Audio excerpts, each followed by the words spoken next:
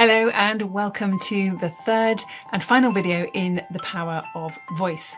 In the first video, we were talking about to speak up or not to speak up and the thought processes that can interrupt our willingness to speak up and share our thoughts with others.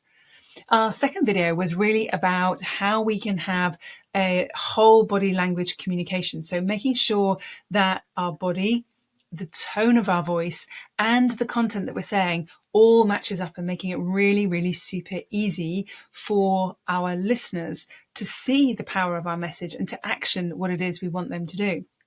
In this video, the third video, we are going to be talking about may I versus shall we, and the big difference that language makes to how our perceived competence is seen by our audience. So if you haven't watched the other videos, perceived competence is about how well our audience see our ability and our potential. So how they look at our expertise and our potential.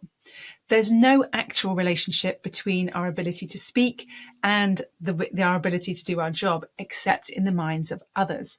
And therefore, it's incredibly powerful. So we need to make sure that we are demonstrating our expertise and our potential every single time we speak in the power of our voice. So today we're going to look at language and how language empowers or disempowers us, increases or decreases our perceived competence. So there are a few words that really do disempower us when we're speaking, and they're creeping more and more into our language. They're creeping into the youngsters' language. They're creeping into my husband. I notice using some of this language quite regularly, but it is impacting and it is disempowering us as speakers. So being one of them. So today I'd like to talk to you about X, Y, and Z. So what I mean is, Today I'm going to talk to you about X, Y, and Z. Can you see the difference? It's much more impactful without the so. The so dilutes it. And then there's things like actually and basically, which we hear so commonly now, used all of the time and out of context. If we want to increase our perceived competence, then ditching those kinds of words is really, really helpful. And then we have the hedging language. So the language that takes the edge or the power off the things that we've said. So I think, or just, or quite, or almost. Those kind of things, those kind of words really minimize our impact. And we don't want to be minimizing our impact. We want to state what we think and then allow others to come back to us with their thoughts, whether they agree or disagree. We want people to engage. But if we're saying, well, I think this might be the right course of action, then it really disempowers the thought behind it, which is, I don't think this is the right course of action. And the word think is an interesting one. Some people really, really avoid it. Other people embrace it. So I think it depends on the tone of voice. I think is possible to use. And I see my clients and my women using it really, really well. And I see it used in ways that disempower. So think is a word that you want to think about and decide whether it's something that you can use or whether it's not.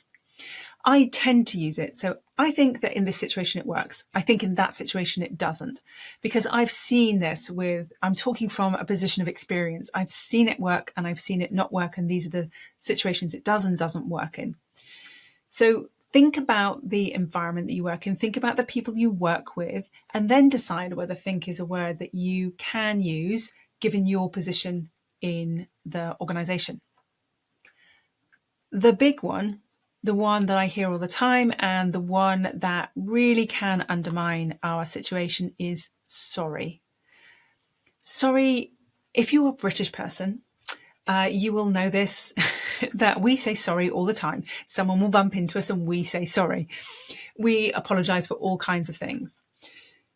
In a work scenario, it doesn't help our perceived competence if we are apologizing. And I hear women doing this quite regularly with things like, sorry, can I just grab 5 minutes of your time? I'm so sorry to interrupt you. Sorry, can we just go back and I just want to ask a question. So we're apologizing for interrupting or speaking or becoming part of the conversation, which definitely decreases our perceived competence. So the difference between may I, which is sorry, may I interrupt? Sorry, can I just, that's a may I question, to shall we? I'd like to go back and just revisit that moment there. So I used a just there, so just diminishes. I'd like to go back and revisit the point that John made about X, because I think we may have missed something here. So can you see the shall we? Shall we go back? Shall we organise a time? Shall I come back later when you have more time to talk about X, Y, and Z? Shall we get our diaries out and coordinate? Can you see the difference there? Because that becomes you and me organising against the problem, which is something else entirely, rather than I'm the problem because I'm interrupting you, because it alters the status between the two. Every time we say sorry, it alters the status. Now, there are occasions, obviously, when we need to apologise, when we have done something and we need to apologise. But even, I was just thinking about interruptions. Oh, sorry, I interrupted you. I think there's an argument here for not interrupting at that point and apologising at that point and saying, I interrupted, please continue. So we're acknowledging we did the wrong thing by interrupting, but we're not apologising and changing the status, but we are giving the floor back to the person that we spoke over. So apologising in the right places is important. Apologising in the wrong places can really diminish our perceived authority. So let's recap on the things that we've talked about in all 3 videos. Right, number 1, audit your thoughts. So we want to be building a sense of expertise. So look to your skills and your aptitudes. Don't focus on the gap, on the not enoughness. Focus on what is and what you already have and what you can leverage. Ditch those unhelpful thoughts and boost the helpful ones. So do a little bit of an audit. Again, what isn't helping you here? I'm too young, I'm too this, I'm too that, I'm too the other. What could be more helpful? I'm becoming more. I am embracing. I am allowing myself to. All of those thoughts, change them so that they are helpful rather than unhelpful.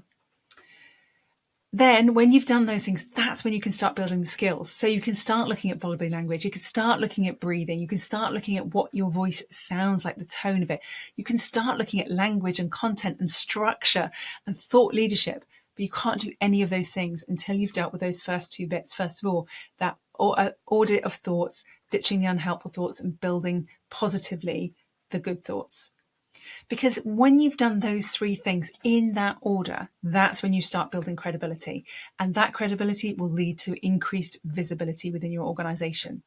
And it also leads to really robust embodied skills. So as your job and your role increases and stretches you, your skills go with you. They don't suddenly kind of go, oh, it's not enough at this level. They will stretch and come with you. Now, if you are really seriously interested in upping your skill level, of understanding this to a much, much greater depth, come and join us. We are running a leadership presence challenge over 5 days in May. You can come every day, you can watch the re-records, you can access the digital workbooks, you have access to me. There's some free coaching on the final day, the 5th day of the programme. So you can really see what this looks like when we take this knowledge and create an embodied skill from it, because that is when it becomes incredibly powerful. The sign-up link is down below. If you have enjoyed today's content, please like, subscribe, comment, tell your friends about it, because it helps spread these ideas and these words and this understanding to the women in the world who really need it, and it will elevate their presence into leadership circles. Take care, and we will speak really soon. Bye now.